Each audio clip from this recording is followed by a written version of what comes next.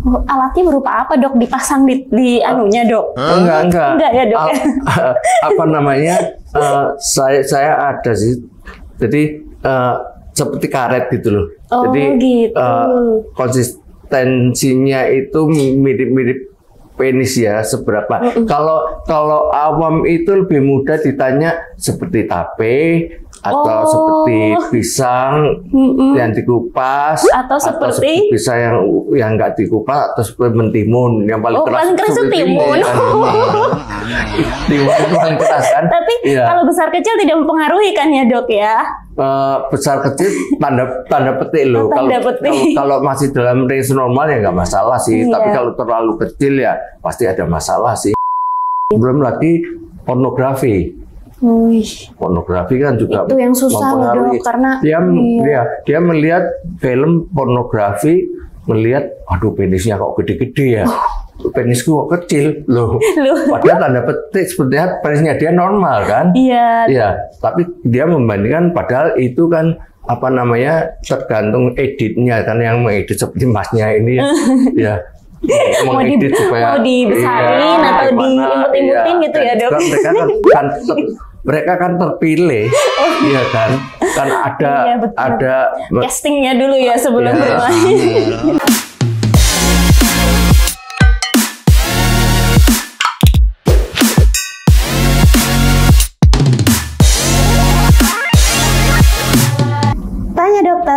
Tanya-tanya seputar kesehatan bersama dokter. Hai Sobat MMC, kembali lagi bersama saya Armeda di kegiatan Tanya Dokter. Di sini saya tentunya nggak sendiri dong. Di sini saya sudah bersama Dokter Cahyo Joyotanoyo, spesialis andrologi. Atau kita sering manggilnya Dokter Cahyo ya dok ya. Iya. Betul. Ini dok, jadi pada Tanya Dokter kali ini dok, kita akan bahas satu topik nih dok. Topiknya agak panas ya dok ya, karena dari kata-katanya aja ini udah yaitu tentang dysfunction seksual. Wah, apa tuh bahasa Indonesia? Sexual dysfunction. Sexual dysfunction. Iya, ini gimana sih kebalik-kebalik? Nah, iya itu dok. Jadi tentang disfungsi seksual ya dok ya.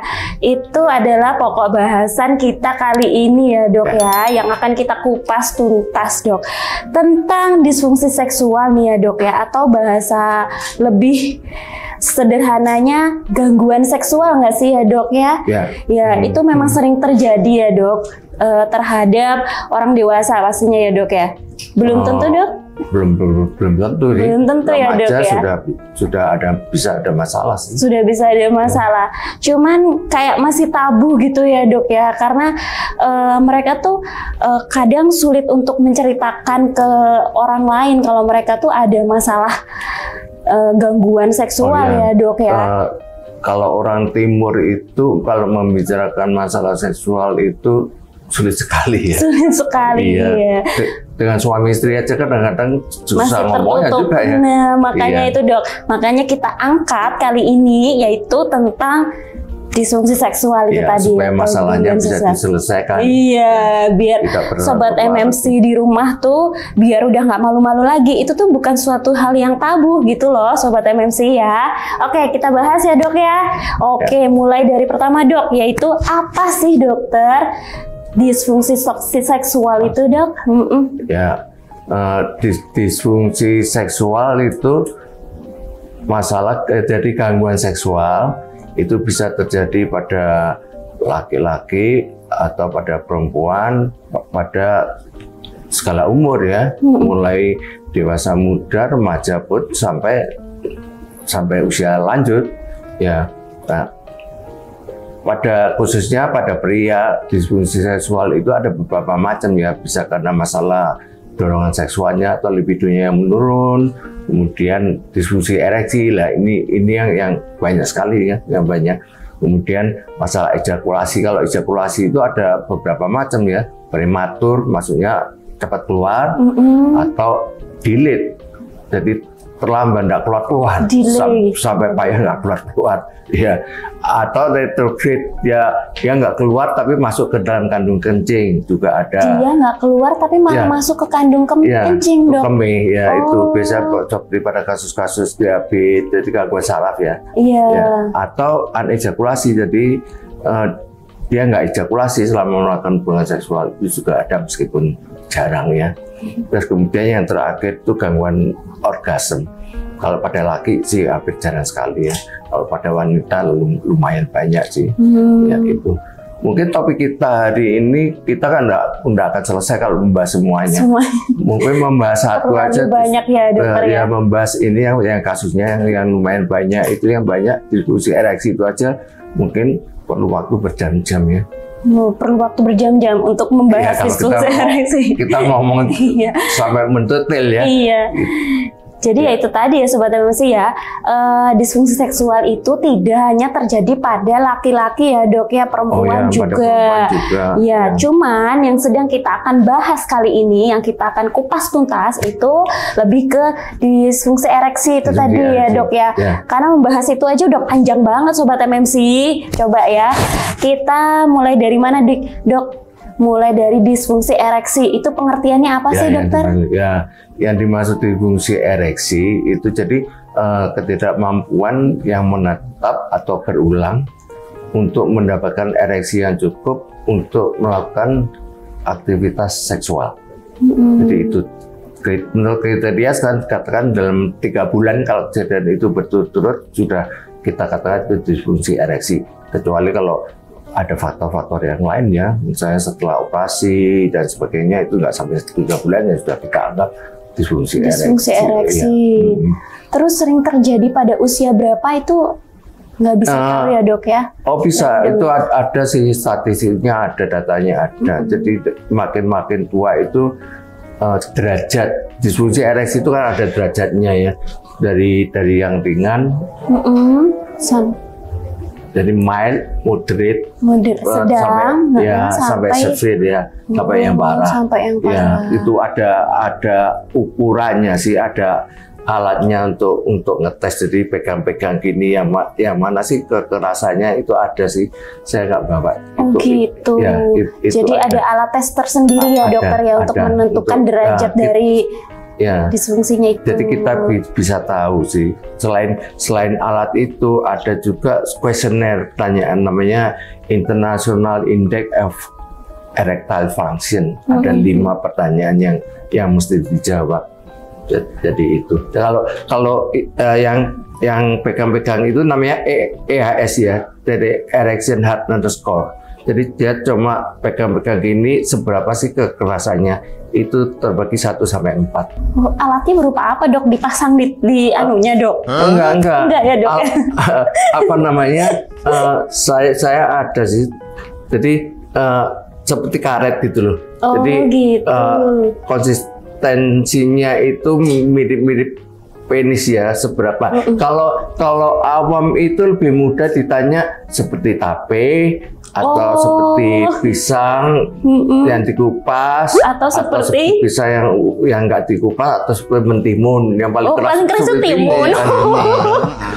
Timun itu paling keras kan. Tapi kalau besar kecil tidak mempengaruhi kan ya Dok ya? Besar kecil tanda petik loh.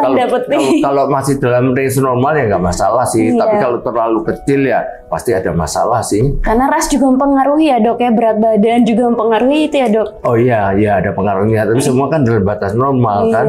Iya. Oh seperti itu. Jadi ditanya si pasiennya ya Dok ya, kurang lebih seperti apa gitu. Jadi, ya Dok. Awalnya ya kita pasti tanya sih.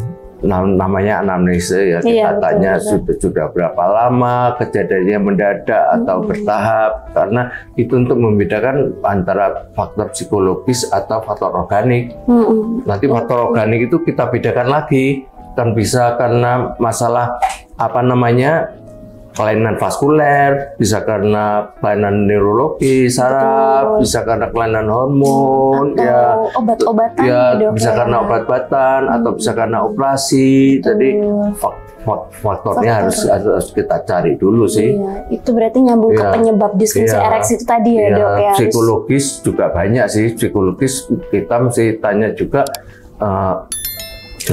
Kalau ini primernya memang karena psikologis ya, kita mesti anamnesa mulai dia pada waktu anak-anak ya, bagaimana kesannya dia terhadap masalah seksual, misalnya perilaku orang tua kalau anak ini kemudian menyinggung masalah seks, misalnya orang tua bagaimana kadang-kadang cici atau apa, tidak boleh dan sebagainya, itu akan mempengaruhi dia. Kemudian pola tidur, waktu anak, kapan sih masih boleh tidur bersama dengan orang tua? Iya. Tuh sobat MMC bahaya. Oh iya, karena kan faktornya ada pengaruhnya untuk orang tua sendiri. Dia tidak nyaman kalau melakukan aktivitas seksual pasti, iya kan? Iya dokter, betul. Pasti akan ditutupi dengan selimut cepat-cepat supaya takut anaknya bangun ya. Jadi semua faktor itu kan mempengaruhi kualitas dari perilaku seksualnya. Kemudian pada anak dampaknya juga, kalau anak sudah mulai ngerti, dia melihat orang tuanya itu ngapain ya, bikinnya tengkar bikinnya. Nah, pikirnya dia nggak tahu kalau itu suatu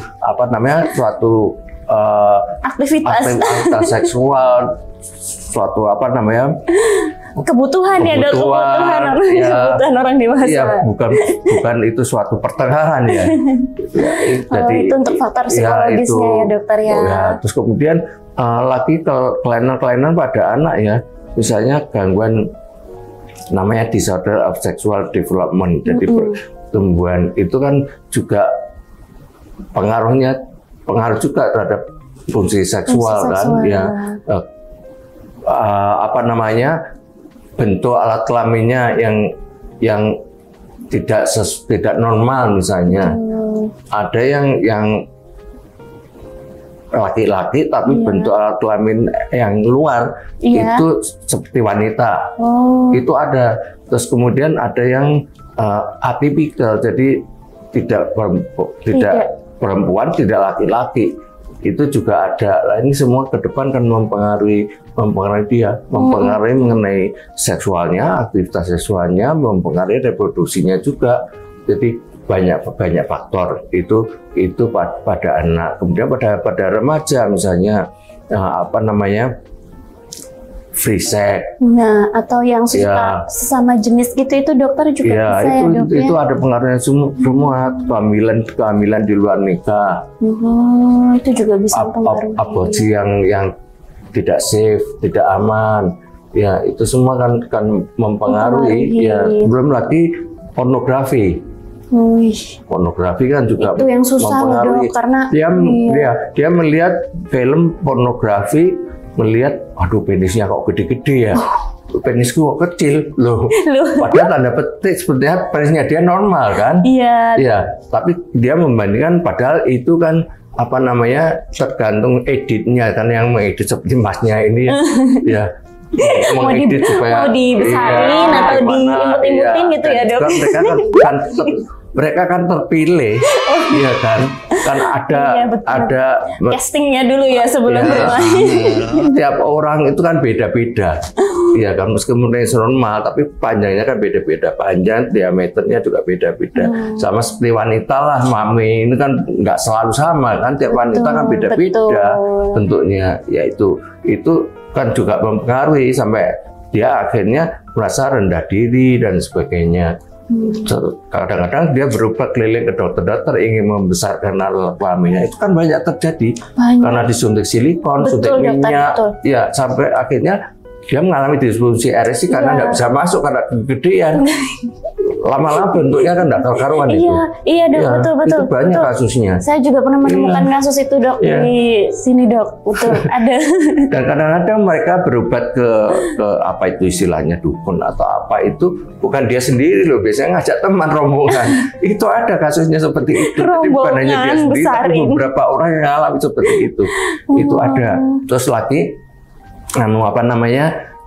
karena informasi yang nggak betul ya, bahwa kalau melakukan hubungan itu sakit, kalau melakukan itu susah masuknya, itu semua mempengaruhi.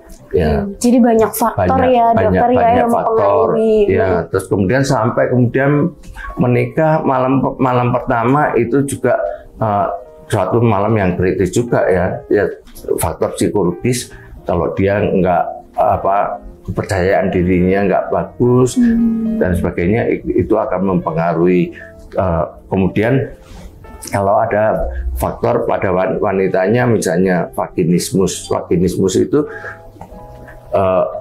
penis ini nggak bisa masuk karena seperti notok dinding ya, sehingga nggak bisa masuk. Lah itu kalau berulang-ulang itu kan yang laki juga stres kan, dia merasa aduh kok nggak bisa ya, apa karena saya faktornya, dan akhirnya dia mengalami disfungsi ereksi juga. Ya padahal yang kemungkinan faktornya karena yang wanita kan, dan vaginismus itu bisa psikologis atau memang anatomi kan, kelainan himennya misalnya yang tebal kaku sehingga susah masuk, itu ada kasusnya seperti itu, dan seringkali ya itu permasalahan kita itu tertunda sampai bertahun-tahun. Ada yang sampai beberapa tahun mereka nggak bisa melakukan hubungan seksual. Betul, dokter. Iya, itu ada. Nah, ini pesan untuk yang di rumah ya. Kalau ada kasus masalah seperti itu, ya cepatlah berobat. Jangan ditunda-tunda. Yang pertama komunikasi dulu dok ya, sesama pasangan. Apapun ya, itu komunikasi itu penting sekali sih. Jadi selalu ngomong cerita apa yang dialami dan keinginannya apa. Betul. Itu penting sekali ya. Jadi itu masalah psikologis ya, banyak sekali banyak sekali itu masih psikologis loh dokter. Belum masalah organik. Ya, kalau masalah organik itu yang paling banyak itu karena masalah vaskuler. Masalah vaskuler itu seperti diabetes, ini kan banyak. Diabetes itu makin tahun makin banyak. Karena pola gaya hidup sekarang ini kan junk food cenderung gitu ya dok ya. Iya, pola makannya kan nggak ada aturan ya. Makan bebas, bayar sekian, makan bebas. Mereka sudah bayar mahal-mahal, kalau nggak makan sekenyang-kenyangnya kan rugi dong. Kan? Iya. Terus kemudian kafe malam itu semua makanan kan tinggi kalori, tinggi karbohidrat, tinggi lemak kan. Iya kan. Nah, itu semua mempengaruhi obes. Banyak kan sekarang orang gemuk ya, karena itu ya, tekanan darah tinggi, terus kemudian gangguan kolesterol dan sebagainya. Itu semua akan menyebabkan gangguan dari pembuluh darah. Dari pembuluh darah ini bagian dalam ini kan namanya endotel. Ini dia bisa mengeluarkan zat-zat yang bisa mengatur kapan dia akan melebar, kapan dia akan menyempit. Nah, untuk ereksi itu kan ada perintah dari atas bahwa dia harus melebar supaya darah itu bisa masuk ke penis kan. Nah, kalau ada gangguan dari pembuluh darah ini namanya endothelial dysfunction ya, itu darah nggak bisa maksimal masuk. Dia tidak bisa melebar tidak bisa menerima respon dari sininya ya dokter ya. Lebih-lebih kalau kemudian ke arah aterosklerosis ya, jadi ada plek-plek yang nempel-nempel di dinding pembuluh darahnya itu tadi dokter. Lubangnya kan makin menyempit kan. Iya, betul. Itu banyak kasusnya sih. Tapi yang paling susah untuk masalah vaskular ini, obat-obatan yang diminum itu juga mempengaruhi. Seperti tekanan darah tinggi misalnya. Bukan karena tekanan darah tinggi yang berpengaruh, tapi obat-obat tekanan darah tinggi juga ada yang mempengaruhi. Karena obat tekanan darah tinggi biasanya dikonsumsi jangka panjang ya dok, ya tiap hari dikonsumsi gitu ya dok ya. Dan sifatnya kan beda, ya kan. Betul. Jadi dokter harus memilih pasien yang mengalami disfungsi ereksi, dia juga mengalami hipertensi tekanan darah tinggi, harus menentukan obat yang untuk hipertensinya, tapi nggak mengaruh terhadap fungsi ereksinya. Ya, jadi harus milih. Terus mereka yang gangguan masalah psikiatri misalnya, obat-obat psikiatri itu semua pengaruh ke masalah ereksinya. Iya, jadi kita harus multidisiplin ya, makanya kerjasama dengan spesialis-spesialis yang lain. Seperti itu. Berarti dokter pada saat ada pasien datang nih melakukan anamnesanya nggak cukup 5 menit 10 menit ya dok, iya. Karena harus mengkaji segini banyaknya. Kalau ya, dok? masalah seksual itu pemeriksaannya itu cukup lama. Iya. Ya, makanya kalau dokter-dokter yang prakteknya rame, biasanya mereka nggak pernah nyinggung masalah seksual. Karena biasanya 5 menit udah keluar ganti masuk ganti. Iya, dokter tadi kita sudah bahas faktor penyebabnya nih dok. Terus gejala awalnya itu seperti apa dokter biasanya yang dirasakan oleh si penderita itu gejala awalnya ya, dok? Ini, biasanya seorang laki-laki yang dalam keadaan nggak ada masalah, biasanya itu kalau malam akan mengalami ereksi dia. Bangun sendiri maksudnya itu ya dok ya? Pada waktu rapid eye movement, jadi pada waktu tidur itu kan dalam waktu tertentu itu ada gerakan mata kan, namanya rapid eye movement, gerakan mata. Nah pada waktu itu akan terjadi ereksi secara spontan. Nah, itu biasanya timbul beberapa kali. Nah kadang-kadang bangun tidur itu masih ada. Iya, anak kecil tuh biasanya dok bangun tidur. Ya.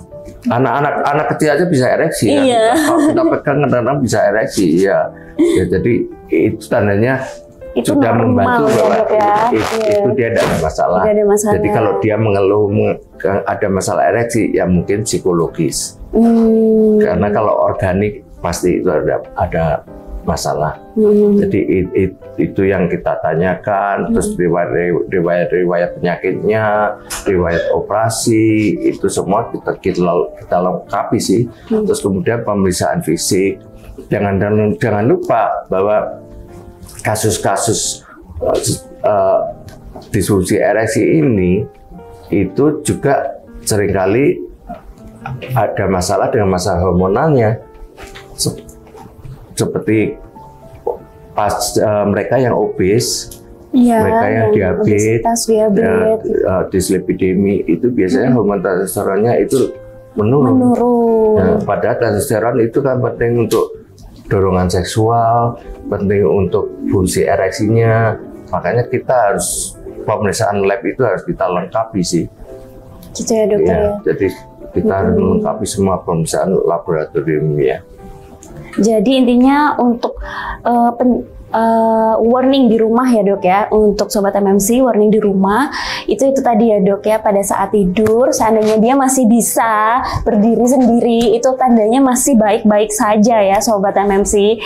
Tapi kalau sudah mulai waduh adik kecilnya kok nggak bangun gitu ya, itu perlu warning ya. Nah kapan sih dok perlu ke dokternya, itu kapan nih dok?